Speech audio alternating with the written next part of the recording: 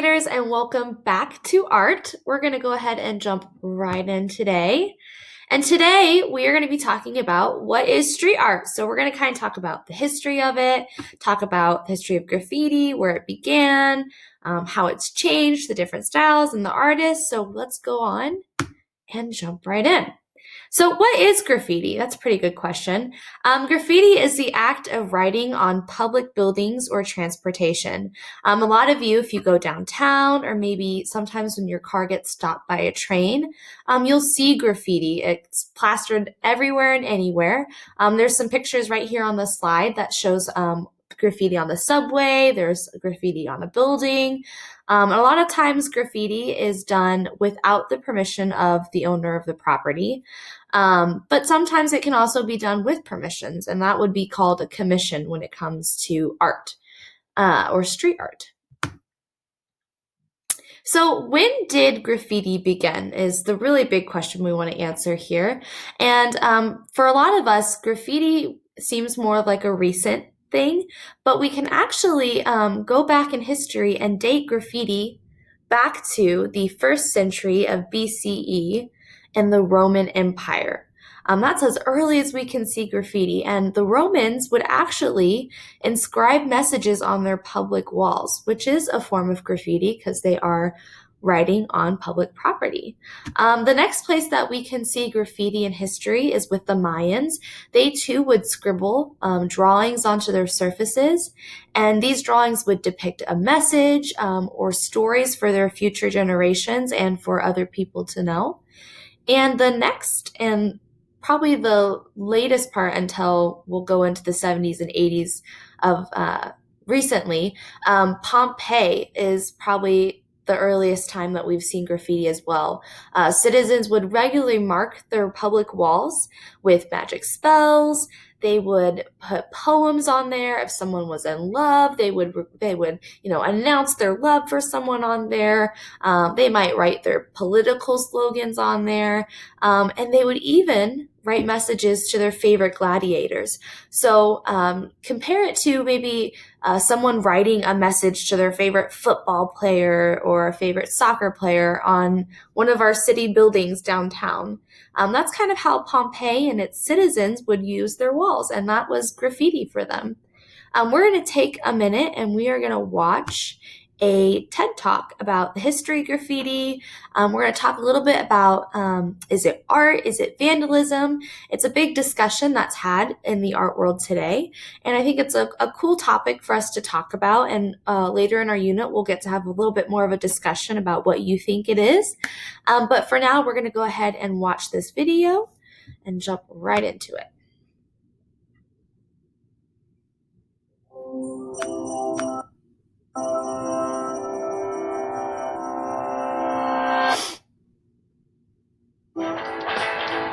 Spray-painted subway cars, tagged bridges, mural-covered walls. Graffiti pops up boldly throughout our cities. It can make statements about identity, art, empowerment, and politics, while simultaneously being associated with destruction. And, it turns out, it's nothing new. Graffiti, or the act of writing or scribbling on public property, has been around for thousands of years. And across that span of time, it's raised the same questions we debate now. Is it art? Is it vandalism? In the 1st century BCE, Romans regularly inscribed messages on public walls, while oceans away, Mayans were prolifically scratching drawings onto their surfaces. And it wasn't always a subversive act. In Pompeii, ordinary citizens regularly marked public walls with magic spells, prose about unrequited love, political campaign slogans, and even messages to champion their favorite gladiators. Some, including the Greek philosopher Plutarch, pushed back, deeming graffiti ridiculous and pointless. But it wasn't until the 5th century that the roots of the modern concept of vandalism were planted. At that time, a barbaric tribe known as the Vandals swept through Rome, pillaging and destroying the city. But it wasn't until centuries later that the term vandalism was actually coined, in an outcry against the defacing of art during the French Revolution. And as graffiti became increasingly associated with deliberate rebellion and provocativeness, it took on its vandalist label. That's part of the reason why today many graffiti artists stay underground. Some assume alternate identities to avoid retribution, while others do so to establish camaraderie and make claim to territory. Beginning with the tags of the 1960s, a novel overlap of celebrity and anonymity hit the streets of New York City and Philadelphia. Taggers used coded labels to trace their movements around cities while often alluding to their origins. And the very illegality of graffiti making that forced it into the shadows also added to its intrigue and growing base of followers. The question of space and ownership is central to graffiti's history. Its contemporary evolution has gone hand in hand with counterculture scenes. While these movements raised their anti-establishment voices, graffiti artists likewise challenged established boundaries of public property. They reclaimed subway cars, billboards, and even once went so far as to paint an elephant in the city zoo. Political movements, too, have used wall writing to visually spread their messages. During World War II, both the Nazi Party and resistance groups symbol of repression. As the counterculture movements associated with graffiti become mainstream, does graffiti too become accepted? Since the creation of so-called graffiti unions in the 1970s and the admission of select graffiti artists into art galleries a decade later, graffiti has straddled the line between being outside and inside the mainstream. And the appropriation of graffiti styles by marketers and typographers has made this definition even more unclear. The once unlikely partnerships of graffiti artists with traditional museums and brands have brought these artists out of the underground and into the spotlight. Although graffiti is linked to destruction, it's also a medium of unrestricted artistic expression. Today, the debate about the boundary between defacing and beautifying continues. Meanwhile, graffiti artists challenge common consensus about the value of art and the degree to which any space can be owned. Whether spraying, scrawling, or scratching, graffiti brings these questions of ownership, art, and acceptability to the surface. All right, so that's it for our video. Just to recap what we talked about in that video, so we talked about the history, again with the Mayans, Romans, and Pompeii. And then it went a little bit into talking about how graffiti can be seen as acts of vandalism, and then how others see it as an art form. And we'll get to later in this unit have a discussion about what you think it is.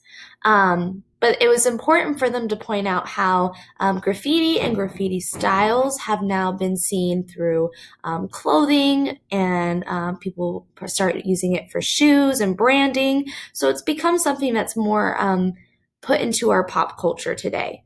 And so that is why we are going to talk about it. And we're going to talk about the different styles. So graffiti has a lot of different styles, but we're going to talk about the three main ones. And the first one is old school. And the old school style was developed in the 1970s and 80s in New York City. It really began in the underground subways. Artists would come together and in groups, they would graffiti on the subway cars, on the walls, and it was a really big art movement.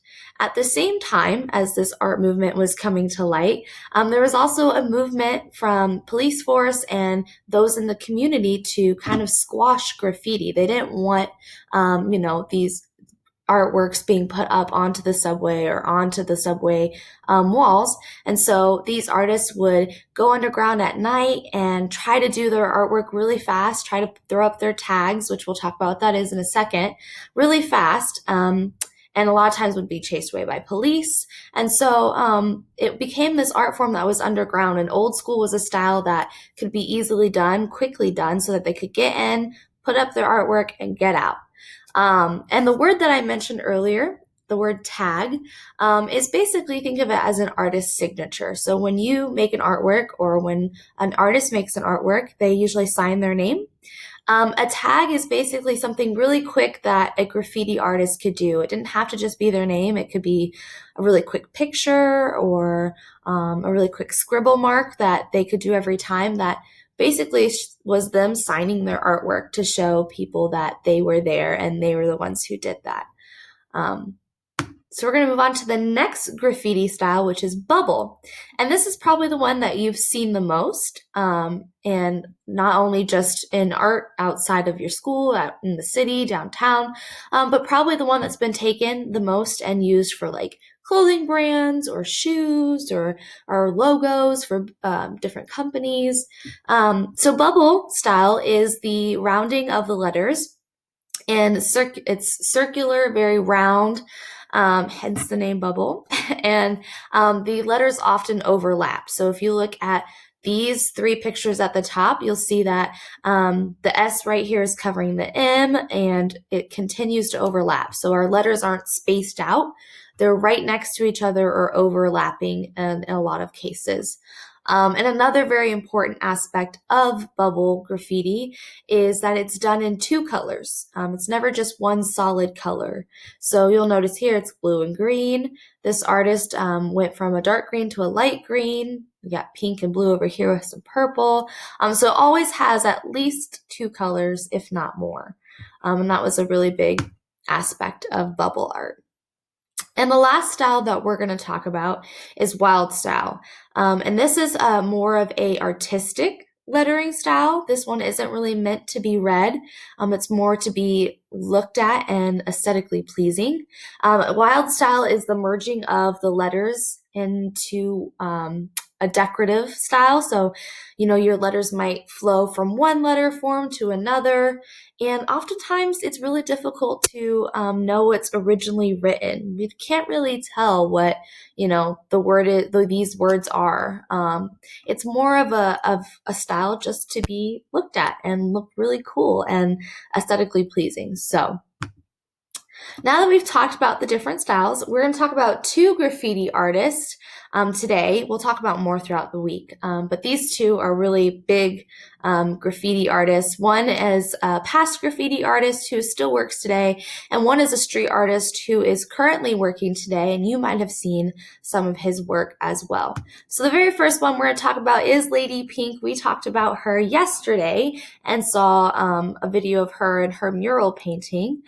She was born in Ecuador and came over and then was raised in New York City, hence how she became a graffiti artist. She was part of painting on the subway trains from the 70s and 80s. So she was a part of that graffiti movement in New York City when it just got started in the subway undergrounds, which is kind of cool. And then she actually has become such a well-known artist, even during her time in the 70s and 80s, that she started to show her artwork in galleries at the age of 21, which might seem old to you guys, but is actually pretty young for an artist. So if you take a look up here at her artwork, you'll notice that right here in this one in the lower left-hand corner, my right-hand corner, is more of like an old school style. And so this is more of probably the 70s and 80s style where it's quick and she can put it up and get her name out there. And then these two, I would say, are more of a mixture of graffiti and street art. So these pieces are taking the letters and creating them to make a picture. So it doesn't just look like a word. It looks more like a picture. If you look at the one in the left-hand corner at the bottom, it kind of looks like a house, her lettering that she's done. And then up here, you'll notice that her letters will go from different things. Like this R goes into a rainbow. And then the bottom of it is a soldier's coming out of it. So you'll see a lot of different aspects in her artwork. Okay, so the last artist we're going to talk about is a current artist and probably one of my favorite street artists.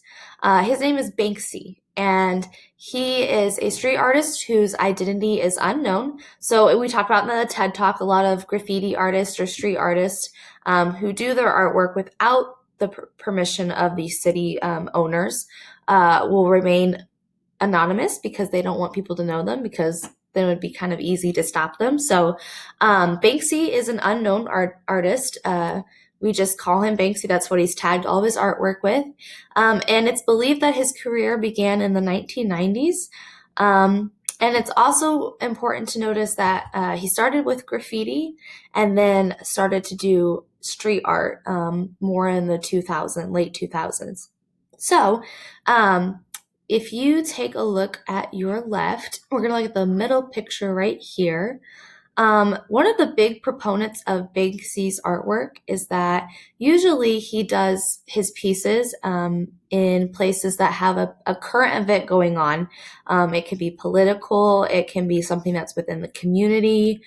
So within this middle piece right here, he was actually in a country that was in the middle of a war, and it wasn't a war with another country, it was a civil war. So that means the country's people were at war with each other.